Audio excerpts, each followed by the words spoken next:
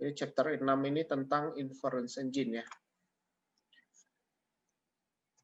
Nah, di metode pada inferencing ya di expert system itu ada dua, yaitu rule based reasoning yang akan kita bahas sekarang ya, dan satu lagi adalah case based reasoning. Nah, ini after meet baru kita bahas ya. Jadi yang pertama penalaran berbasis aturan ya, yang kedua ini penalaran komputer berbasis kasus ya. Jadi metode inference engine yang akan kita bahas itu adalah yang berkaitan dengan rule based reasoning ya.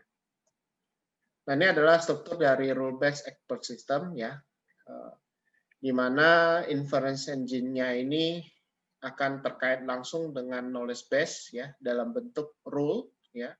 Kemudian inference engine inilah yang akan mengelola memberikan satu penalaran sehingga menghasilkan satu keputusan ya, di mana pada saat dia melakukan production system itu dia menggunakan working memory ya, yang tujuannya untuk menyimpan sementara facts ataupun fire rule yang sudah dilakukan ya. Jadi dia nyimpannya di working memory ya. Nah, berkaitan dengan inference engine ya, ada user interface yang kita gunakan ya dalam maksudnya kita membuat suatu sistem pakar, maka kita perlu sebuah user interface ya. Nah, user interface ini ada kaitannya dengan eksplanasi facility dan satu lagi adalah knowledge acquisition facility. Nah, di mana dalam UI-nya ya, di dalam UI-nya, jadi engine inilah yang kita masukin ke dalam sistem pakar ini. Jadi memang tidak kelihatan gitu ya. Jadi dia tidak kelihatan, tapi berada di dalam sistem pakar itu. Ya. Jadi ada fasilitas nanti eksplanasi dan ada knowledge acquisition facility ya.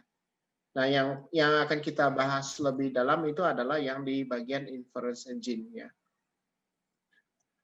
Nah, general method ya dari inferencing rule based reasoning itu ada dua metode ya.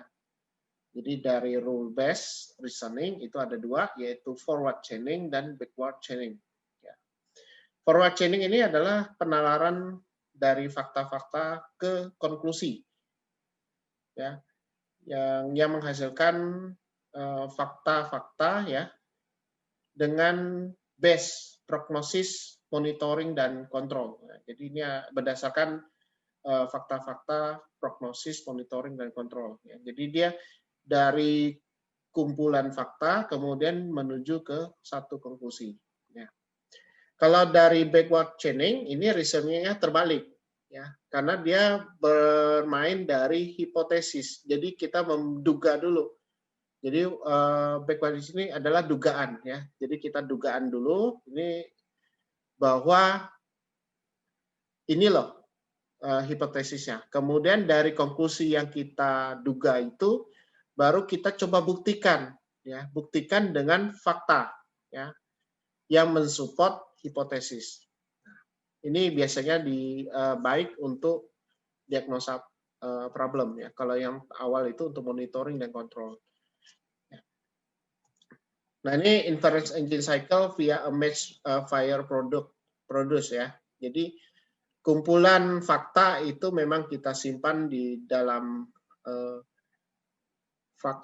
database ya, yang kita kaitkan dengan rule ya. Jadi kalau Anda simpannya dalam bentuk rule, maka ini adalah knowledge base ya. Di mana dalam penelusuran kasus di knowledge base ya, jadi kita baca if clause, then clause dan sebagainya, waktu kita matchkan ke dalam database, ini pasti ngeling ya. Misalnya ini yang kita simpan di knowledge base itu biasanya adalah primary key dari simptom ya, dari gejala atau apapun ya faktanya. Nanti faktanya ini adalah tabel dari suatu database ya. Jadi kita akan melingkannya ke dalam fakta di database.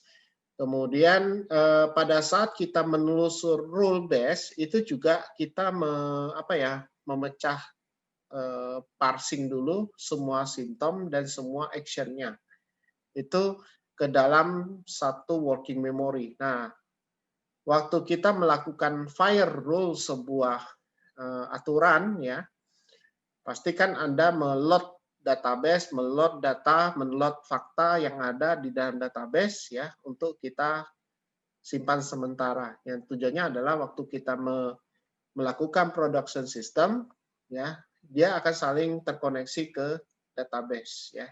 Jadi ini ada saling keterkaitannya dengan database, ya. Jadi nanti kan waktu Anda bikin sebuah sistem pakar kan Anda bikin dulu tabel gejala misalnya, tabel penyakit, ya. Nah, nanti yang knowledge base-nya itu adalah yang menghubungkan antara gejala-gejala dengan penyakit. Nah, ini kita buat di sini.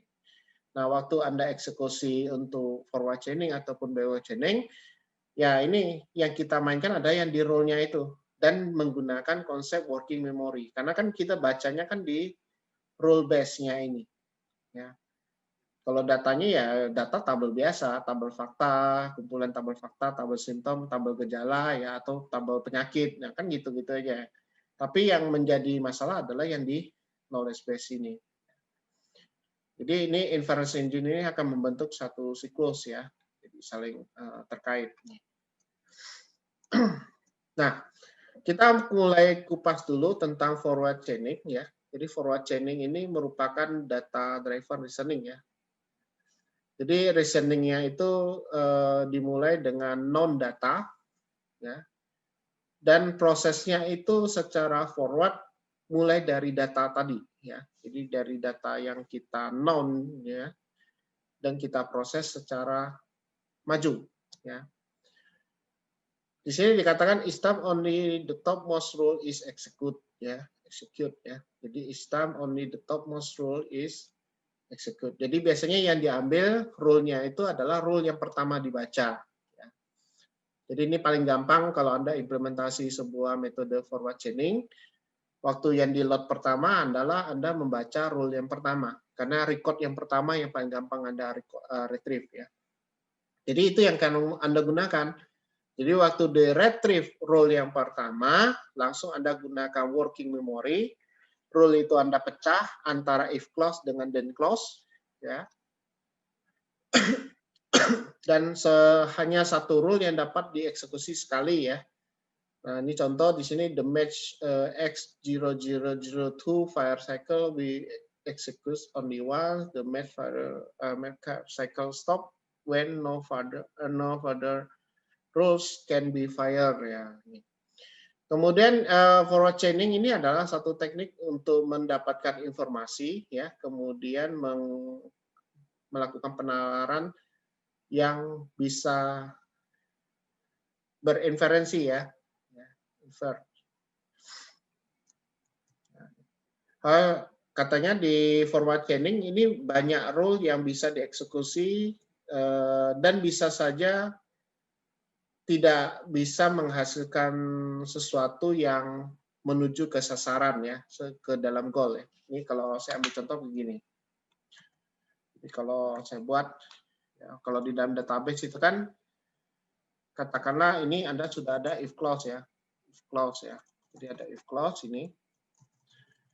Ya, if A and B and C and D. Ini di row 1 misalnya. Ini row 1. Di record 1, ya. Jadi waktu dibaca yang pertama, record 1 yang selalu terbaca dulu, ya. Karena waktu di forward chaining yang di load pertama adalah yang di record 1, ya.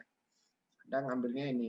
Kemudian nanti kan dibaca di working memory, ya. Working memory, ya, yang Anda retrieve itu ada A, B, C, ya. Jadi ada A, B, C, dan D, ya. Ini untuk simptom. Ya. Tanya aja, ya, fakta, ya. Faktanya ini, misalnya. Kemudian clause-nya then action, ya. Aksinya itu sama dengan X. Nah, jadi waktu di working memory itu ditanyakan A dulu, ya. Yang ditanyakan adalah A, ya. yang ditanyakan adalah A, maka nanti akan kita nyimpan ya fakta apakah dia yes atau no ya. Kalau misalnya dijawab yes atau dijawab no, tetap ditanyakan yang B, C dan D.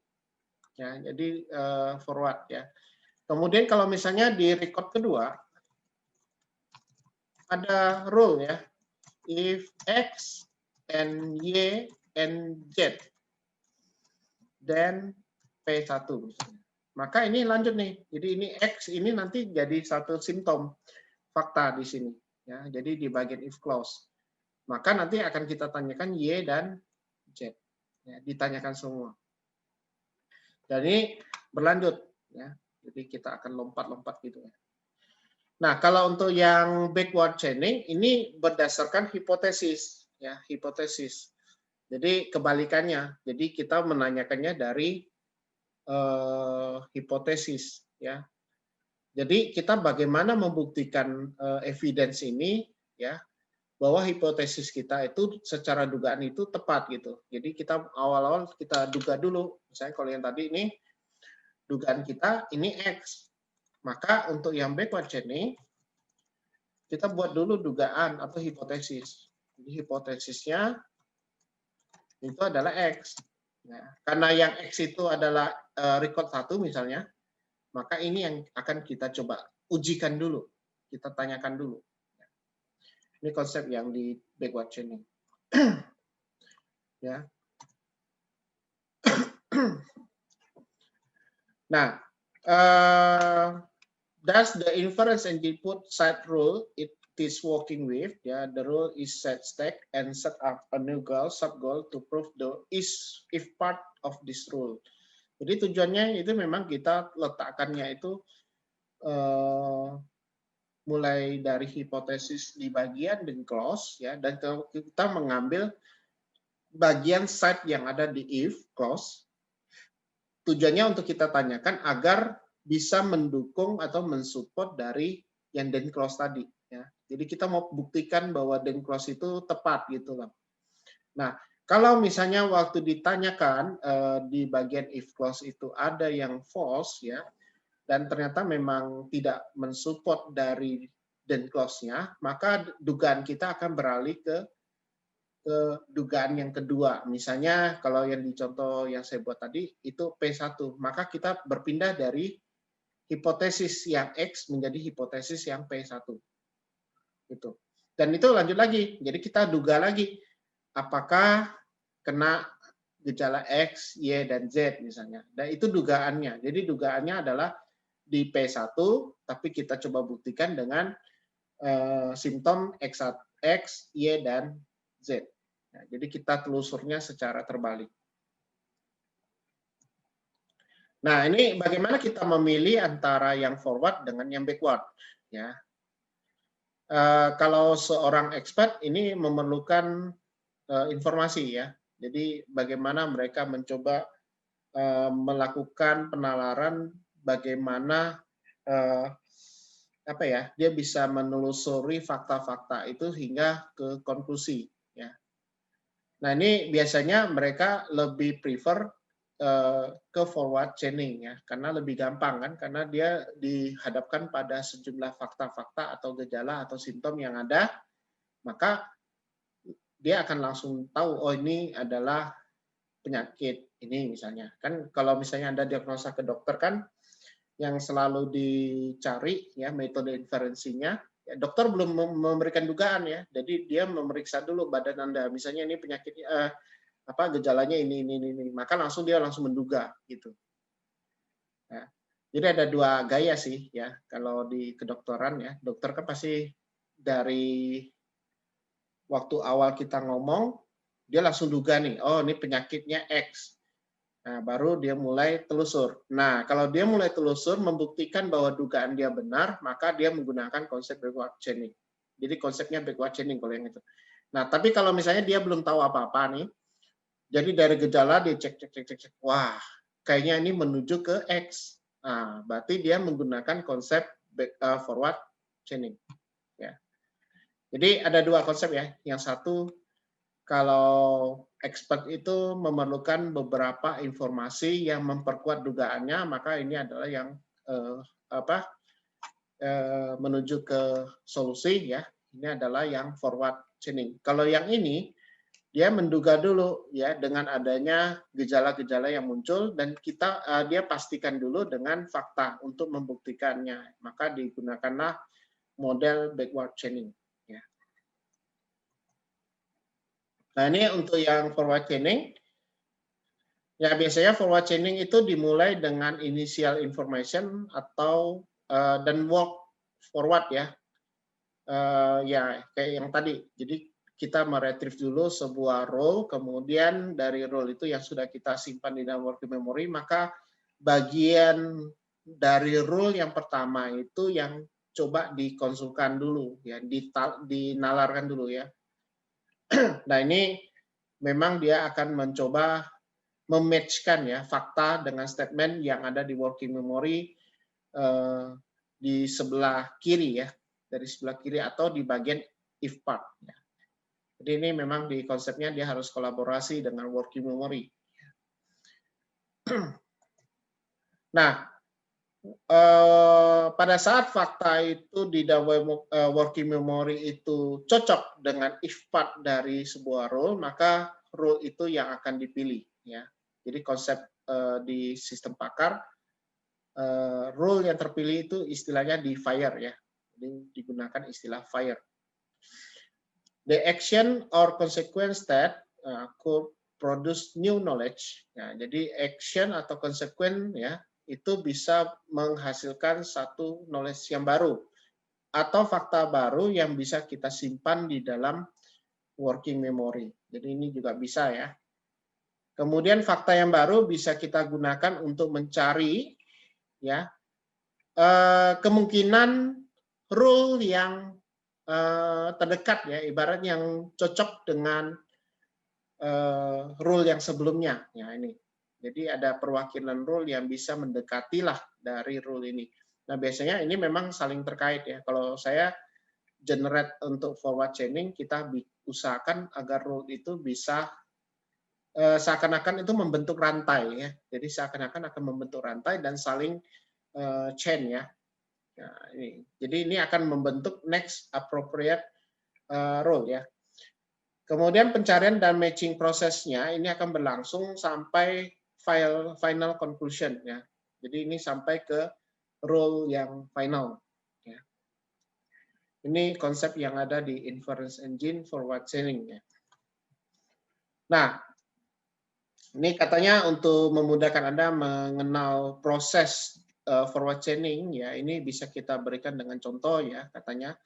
Ini ada sebuah rule base yang terdiri dari 7 rule ya, 7 rule, and working memory contain the initially known fact F and L. Jadi ada working memory yang sudah memiliki inisialisasi fakta F dan L ya. Jadi ini initial fact-nya, ini working memory ya. Fact-nya. Ini yang nanti yang ditanyakan atau yang dinalarkan gitu ya. Atau yang ditelusur gitu ya. Ya, inference engine di forward chaining. Jadi kalau ada 7 rule ini ya. Kebetulan ada kondisi F dan L ya. Kita lihat yang F. Nah, ini F. F itu ada 2 nih, yang di record 2 atau record yang ketiga. Nah, kita bisa lihat dari 2 record ini ya.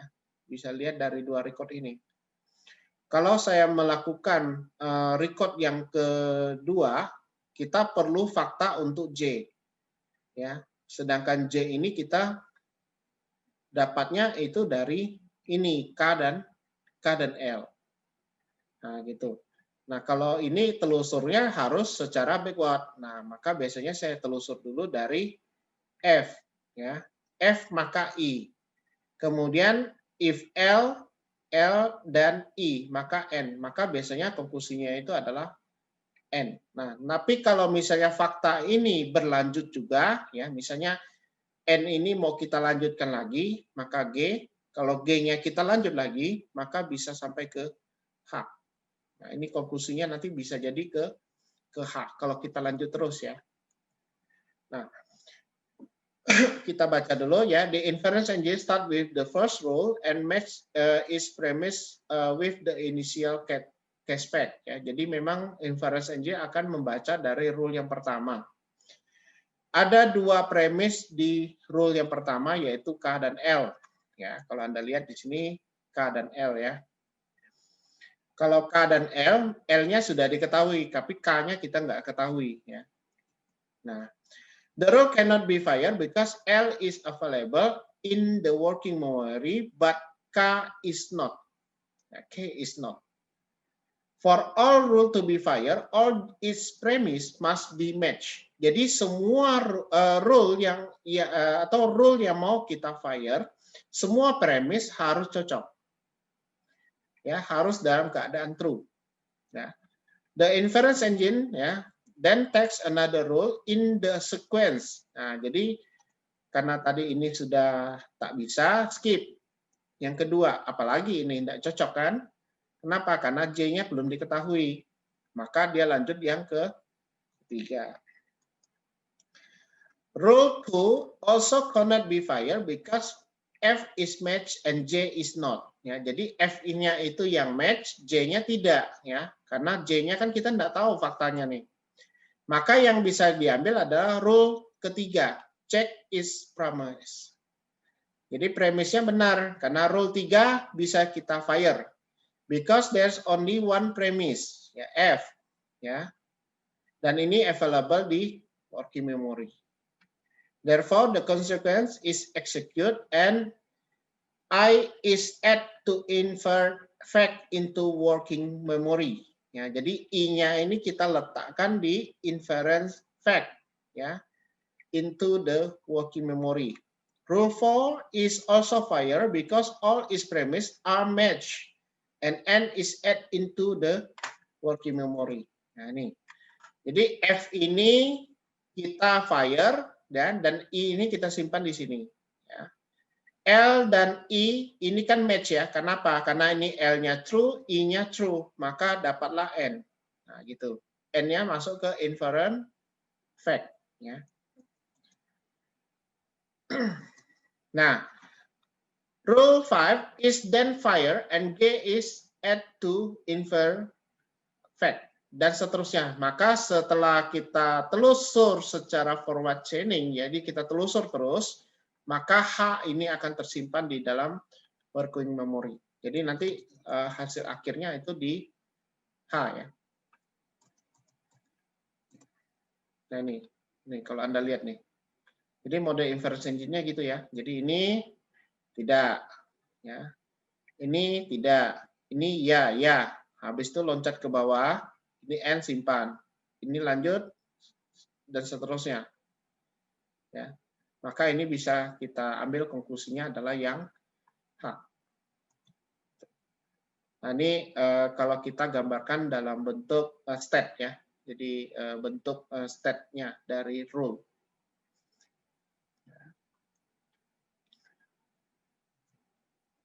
What is approach? Ya. Add fact to working memory. Jadi pendekatannya adalah Anda menambahkan fakta di working memory. Kemudian take each rule in turn and check is to see if any of premise match the fact in the working memory. Jadi Anda mengambil setiap rule ya yang kena gilirannya, kemudian Anda periksa apakah semua premisnya itu cocok dengan fakta di dalam working memory. Ya, jadi intinya Anda ngeceknya di working memory ya. Ketika semuanya cocok gitu ya terhadap semua premis yang ada pada rule, Anda letakkan konklusinya itu ke working memory. Ya. Kemudian Anda lakukan proses ini secara berulang kali ya, until no more fact can be add. Jadi gimana ya berulang? Artinya kita repeat sampai ke bawah gitu ya, sampai ke semua rule gitu ya, sampai tidak ada fakta lagi yang bisa kita tambahkan. Nah, setiap repetisi dari proses ini yang kita namakan dengan pass. Ya. Ini adalah mode pendekatan dari forward chaining ya. Nah, ini contohnya sebuah kasus ya. Jadi adductor example ya. Diambil contoh ada seorang dokter yang akan melakukan diagnosa penyakit pada seorang pasien ya. Dia tanya ke pasien tentang gejala dan apa ya, dugaan penyakitnya lah dari satu simptom tadi ya. Nah, dia menggunakan metode forward chaining ya. It is an inference strategy that begin with a set of known fact ya, karena ini adalah satu strategi yang baik ya untuk mengetahui atau dengan cara mengetahui fakta yang ada gitu ya. Dan kita turunkan fakta tadi menggunakan rules ya, di mana premis-premis ini akan cocok atau match dengan fakta yang apa ya, yang diketahui ya. Kemudian kita melakukan proses sampai tidak ditemukan rule dengan premis yang cocok ya, atau dengan fakta yang tadi ya. Ini contohnya. Ya, knowledge base-nya, if patient have deep cough ya, cough, and we suspect the infection ya, then the patient have pneumonia ya, penyakit pneumonia, susah pernah sebutnya. Rule kedua, if the patient temperature is above 100, then patient have fever. Ya. Rule 3, nah Anda bisa lihat di case-nya, ya, patient temperaturnya 103. Berarti Anda cek di sini, ya. Kalau ini kan deep cough ya, kalau ini has violent ya, artinya masih belum tepat ya. Nah, di sini karena dia temperaturnya di atas 103, maka dia sudah demam. Ya. The patient have been sick for over a fortnight and the patient have a fever. Then we suspect an infection. Ini patient have been sick for over a month. Ini baru beberapa malam ya. Nah, kalau di sini ini sudah sebulan. Nah, jadi kita bisa cocokkannya di mana? Karena ini pasti sudah melewati ini kan, ya logikanya ini sudah melewati dan fevernya sudah benar. Nah, sekarang kita cek yang infection, benar nggak dia? The patient has deep cough, has violent COVID, ya. Nah, ini bisa jadi dia dapat pneumonia. Jadi logikanya dari rule 2 ke 3 dan 1. Ya. Nah, jadi ini, jadi premisnya dia dari ya ini kalau kita lihat working memory-nya statusnya dia true ya, kemudian suspect infection dia bisa jadi dia status ini unknown tapi bisa fit ya. Sehingga second pass-nya nanti kalau dilihat terakhir itu dia logikanya dia fenomena ya. Jadi kalau kita lihat logikanya ya, saya enggak suka enggak ini ya. Jadi kita pakai ini aja. Jadi pertama kita recordnya gini. Kalau di pasien pertama ini kan ada 2 fakta nih, 2 fakta. Di sini kan enggak dapat nih. Jadi fakta yang kedua yang kita gunakan adalah yang rule kedua. Ya, karena di sini sudah true kan, sini sudah true, maka patient have fever ini nanti akan jadi working memory masuk di sini, ya di bagian infer facts ya. Jadi yang pertama kita simpan adalah patient have fever, ya. Kemudian kita looping lagi, kita looping lagi. Nah di sini kita cek the patient has been sick over a fortnight. Nah ini sudah sebulan, berarti sudah pasti nih. The patient have a fever, tadi sudah ada. Maka kita suspek sebagai infection. Maka kita simpan di sini. Nanti. Nah, kemudian kita looping lagi dari awal. Ya, kita repeat lagi dari awal. The patient has deep cough ya. Nah, ini. Ya. Ini pasti ya. Karena sudah pasti dia ada gejala simptom ini. We suspect an infection yang tadi di working memory sudah ada nilainya true, maka konklusinya adalah pneumonia. Maka di working memory itu adalah patient has pneumonia. Kemudian kita repeat lagi, apakah ada rule yang belum dibaca? Oh ternyata udah habis. Maka konklusinya adalah yang pneumonia. Nah gitu. Nah ini cara kerjanya bisa Anda gunakan model kayak gini ya. Jadi kita tulis aja semua. Ya, ini statusnya adalah di ini ya, di fire gitu ya, konsepnya di fire. Dan hasilnya ini kan. Nah, dokter example-nya ya ini, no more fact can be added to the working memory, diagnosisnya patient has pneumonia. Kemudian yang kedua ini tentang inference engine backward chaining ya. Jadi pendekatannya memang ini lain dari yang forward ya, karena ini menggunakan hipotesis. Jadi here the inference engine start with a fact, which is called hypothesis. Hypothesis. Ya. Jadi the inference engine itu dimulai dengan mengeksaminasi bagian then part, ya, bagian then-nya, then part of rule looking for a match. Ya. Jadi hanya dilihat dari bagian then-nya. The inference engine search for evidence to support the hypothesis originally stated. Jadi waktu Anda baca then part, Anda ngecek di bagian if clause. Tujuannya apa? Kita mau menduga dugaan kita itu tepat nggak gitu, dengan menanyakan simptomnya tadi. Ya. Jadi tujuannya untuk mensupport evidence kita nih, ya, mensupport hipotesis yang kita duga tadi. If a match is found, the working memory is updated, recording the condition or premise that the rule state as necessary for supporting the match conclusion. Ya, jadi kalau misalnya ditemukan working memory bisa diupdate, ya, ya berdasarkan kondisi atau premise dari rule yang sudah kita match conclusion, ya. Nah ini the chaining process continue, ya, with the system repeatedly attempting to match the right side of the rule against the current system status. Jadi memang dia ngeceknya itu dari sebelah kanan, kemudian working memory-nya itu akan menyimpan yang di bagian if clause, ya. Nanti kita tanyakan satu-satu, ya. Semua konsep di working memory kan masing-masing orang berbeda ya. Jadi bisa menggunakan cara Anda sendiri, ya. Yang jelas konsepnya itu dia telusurnya dari bagian then clause ya. If the corresponding if side of the rule match are used to generate new intermediate hypothesis or goal state with a record in the working memory.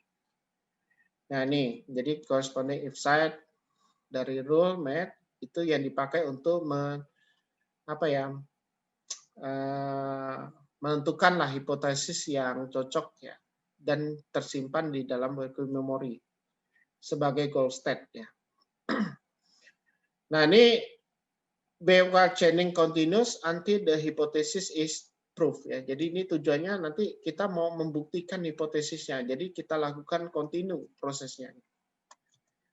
Nah kalau untuk kasus yang tadi ya, contoh yang sebelumnya ya, maka backward chaining itu adalah kita telusurnya dari dugaan yang H misalnya. Jadi kita dugaannya H, kita telusur dulu H itu faktanya apa sih? OG. Kita telusur lagi N, telusur lagi ke L, telusur lagi ke I. Jadi bacanya kalau yang forward kan bergerak dari kiri ke kanan, kalau yang backward itu baca dari kanan ke kiri ya. Itu cara kita telusurnya. Nah nih, we begin telling the system what that he want to prove H. Ya. The inference engine first look into working memory on the F. Nah katanya dia ngeceknya dulu dari sebelah H-nya dulu ya. Kemudian ditanyakan yang masalah G. Dicek G-nya. Oh G-nya itu apakah bisa. Ya, yang jelas G-nya itu akan ditelusur juga ya. Jadi dia konsepnya nih nyimpannya kalau di sini saya bilang kelihatannya seakan-akan backward chaining ini jauh lebih lambat dibandingkan yang forward ya. Jadi modelnya ini. Jadi kan kita telusurnya kan ini. Dia hipotesis ya. Itu H. Ya. Karena if G then H. Nah, maka di working memory itu yang sudah tersimpan kan H, ya. Kemudian kita coba dugaan dulu G-nya benar nggak nih? G-nya benar nggak? Nah, itu karena dia tidak dapat, itu dia simpan dulu G-nya. Ya. Kemudian ternyata G-nya ini adalah yang dari N. Nah, jadi buat lagi if N then G. Maka working memory-nya ada N lagi. Ya. Nah, kemudian ternyata belum ada fakta yang mensupport untuk N, ya, sehingga dia telusur lagi. Oh, ternyata N itu adalah if L and E, then N. Oh, ternyata, ya, ternyata di dalam working memory di bagian facts-nya L itu sudah true, ya. L itu sudah true. Tinggal I. Nah, I-nya ini yang kita telusur. Jadi nanti ditelusur juga nih. Jadi ini ada telusur I. Nah, gitu. Nah, sekarang tinggal kita telusur I-nya. I itu adalah dari F dan I. Nah, fact-nya, I-nya adalah, bukan I ya, tadi F-nya adalah true. Nah, gitu. Kalau misalnya ya saya buat kayak gini ya, if F-nya itu adalah true, maka ini secara waktu dicek telusur di backward chaining ya, menggunakan konsep dari telusur dari belakang ya. Nah, ini yang bisa kita prediksi bahwa nanti hipotesisnya sudah terbukti adalah H gitu ya. Konsepnya. Jadi if find rule 7 is therefore look for G in the working memory, if not that so the rule it will look for rules with G on the right side. Nah, gitu. Jadi ngeceknya tuh yang sebelah kanannya. Jadi kalau misalnya dicek, oh nggak ada, dicek lagi. Berarti pastikan dia itu sebagai yang di bagian then clause, ya, dan seterusnya. Jadi diulang terus sampai ke yang paling pertama. Nah yang kayak ini. At this point, F proof E and L, and E proof N is turn proof G, and G then proof H, the original hypothesis. Maka ini yang menjadi hasil dari backward chaining. Nah, ini contoh gambarnya secara konseptual ya. Ini untuk memprove dia sebagai backward chaining. Nah, maka backward chaining ini bisa kita namakan dengan strategi inferensi yang bisa melakukan pembuktian hipotesis secara backward ya. Jadi Anda melakukannya itu dengan hipotesis yang berdasarkan situasi ya, kemudian Anda coba memprove-nya itu dengan fakta yang diberikan. Contoh, dokter ini akan menduga beberapa penyakit, kemudian dia melakukan inspeksi dari gejala yang ada. Jadi kalau mau jadi dokter itu Anda dugaan dulu, begitu ada pasien datang, dia udah duga dulu nih, ini penyakit apa ini gitu ya. Dilihat dari gayanya, oh ini demam nih, wah ini demam, batuk, kemudian pakai masker, kemudian indera perasanya tidak ada. Wah, berarti kan dugaan dokter udah langsung tahu nih, wah ini jangan-jangan penyakit ini gitu kan. Nah, dia coba cek lagi dengan membuktikan hipotesisnya, misalnya dengan rapid test dulu kah, atau pakai swab test ke gitu.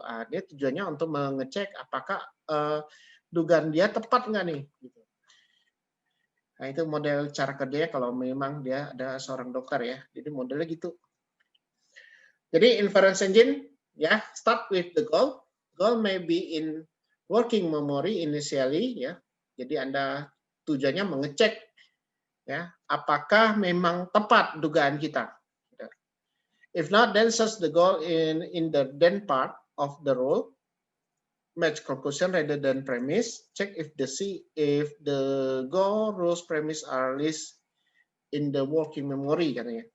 Jadi kita cek dulu semua goal dari rule premise apakah memang sudah terdapat di working memory. Kalau premisnya tidak terdapat di dalam working memory, kemudian dia bisa menjadi sub goal, maka coba Anda proof, Anda buktikan, ya. Proses continues in recursive fashion until the hypothesis is proved. Jadi ini prosesnya akan berlanjut sampai hipotesis ini dinyatakan terbukti. Nah, itu konsep dari inference engine backward chaining. Nah, ini dokter example revisit ya. Jadi kalau awal tadi kan kita berdasarkan fakta yang ada gitu ya. Nah, kalau yang ini begitu ada ini dokternya langsung dugaan dulu. Wah, ini jangan-jangan penyakitnya pneumonia nih. Dia dugaan awal dulu. Oh, pasien ini pasti kena pneumonia gitu kan. Sehingga dia coba telusur. Wah, ini jangan-jangan ya. Karena pneumonia ini adalah dia pasti batuk nih. Pasti batuk nih. Kemudian pasti dia kena infeksi virus misalnya atau apa gitu. Dia coba cek dulu dengan rule-nya. Nah, di rule, dicek dulu bagian rule. Jadi kita lihat dari goal. Goal-nya itu yang ada pneumonia adalah di rule 1. Maka dia akan ngecek di rule 1. Ya. Jadi the patient have deep cough and we suspect an infection. Nah, ini akan kita simpan di working memory. Ya, dan ini kita simpan juga di working memory ya. Jadi semuanya kita simpan, ini bagian fact, yang ini bagian conclusion ya. Nah, dua-duanya kita simpan dan kita coba duga ya, apakah dia memang punya batuk yang berat gitu ya. Nah, kita lihat ya konsepnya. Patient have not in working memory ya. Jadi kita simpan dulu ya. Find rules in the goal in conclusion rule 1 ya. See if real then.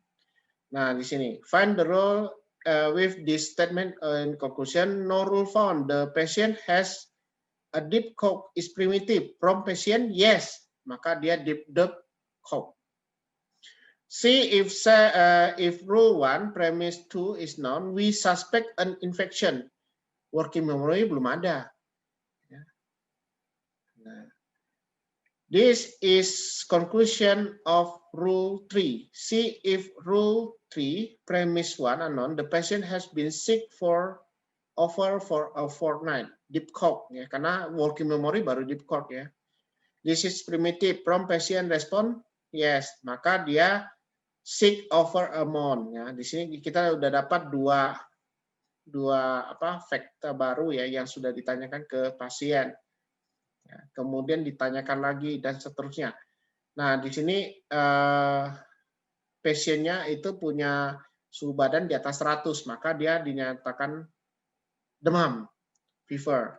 Yes, fire rule. Maka rule 3 sudah di fire ini, maka ini working memory yang konsep awalnya ya. Nah, baru kita masuk ke rule 1 lagi. Jadi di telusurnya itu bertahap. Jadi dari dugaan pneumonia ditelusur semua gejalanya ya. Dan itu kalau bisa ditanyakan ke pasien. Kalau misalnya sudah buntu ya, misalnya pas di sini tidak ada lagi yang bisa kita tanyakan, langsung kita tanyakan apakah dia kena penyakit ini, kena gejala ini dan seterusnya. Ini konsep yang dipakai di backward chaining. Jadi ini ya yang untuk materi tentang inference engine ya. Ada yang mau ditanyakan? Silakan.